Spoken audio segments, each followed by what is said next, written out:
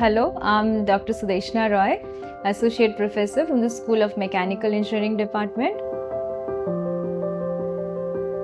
So I am the principal investigator on the FIST project that was recently awarded to the School of Mechanical Engineering. The FIST project is the Fund for Improvement in Science and Technology Infrastructure for Universities. This project will actually enhance the research capabilities of the students as well as improve the industry connection of faculty members. So students actually are the ones that get direct benefit out of it. They can get hands-on experience to work on any live projects in the industry as well as in the university.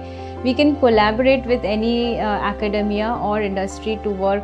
So students can get internships and they can also work here on the internships. They can develop their own specialized project and they can compete on any different types of hackathons or any kind of projects. So we look forward to enhancing the research capabilities of the School of Mechanical for both the students as well as the faculties. Thank you.